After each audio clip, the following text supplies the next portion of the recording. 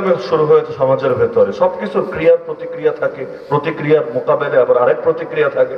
সমাজে বিয়ে কঠিন হয়েছে, জিনা হয়েছে সহজ। বিয়ে হয়েছে কঠিন, জিনা হয়েছে সহজ। এর মধ্যে যে ছেলেগুলো একটু ভালো থাকতে চায়, এরা আবার শুরু করেছে আরেক নতুন ফিতনা, সেটা হলো লুকিয়ে লুকিয়ে বিয়ে করা। শুরু হয় নাই সমাজে? অথচ বিয়ে আর জিনার মধ্যে পার্থক্য এখানে, বিয়ে হবে প্রকাশ্যে বুক ফুলিয়ে, জিনা হবে গোপনে। এজন্য বিয়ের পরে নবী ওলিমাও করতে বলেছেন, আউলিম ওয়ালাউ বিশাতিন, বেশি কিছু পারবা না, একটা ছাগল জবাই করে ওলিমা করো। কেন ওলিমা কেন করব?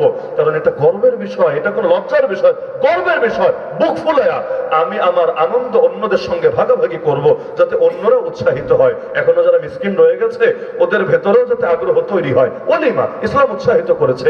এমনকি নবী বলেছেন বিয়ে করবা মসজিদে। বিয়ে ওই কাজী অফিসে গিয়ে বা সাইন দিয়ে কাজ শেষ করবা তা না, বিয়ে করবা মসজিদে। কেন? মসজিদে জুমার দিনে যদি ধরেন বিয়ে হয়, লোক কম থাকবে না বেশি থাকবে? তখন বিষয়টা গোপন থাকবে না সবার জানাজানি হবে? আর তুলে কবে নিল কি নিল না সেইটা ভিন্ন আলাপ। আল্লাহ নবীও তো আম্মা জান আয়েশাকে বিয়ে করেছেন 6 বছরে, আর তুলে নিয়ে সংসার শুরু হয়েছে 9 বছরে, মাঝখানে 3টা বছর আছে, সেটা ভিন্ন আলাপ। লেকিন বিয়ে কিন্তু প্রকাশ্যেই হয়েছে, গোপনে না, লুকিয়ে লুকিয়ে না। এমনকি কোন কোন মাযহাবের তো ফতোয়া আছে, যদি মেয়ে তার অভিভাবকের, কুমারী মেয়ে তার অভিভাবকের অনুমতি ছাড়া বিয়ে করে, কোন কোন মাযহাবের ফতোয়া আছে বিয়েই হবে না, ফানিকাহুহা বাতিলুন বাতিলুন বাতিলুন।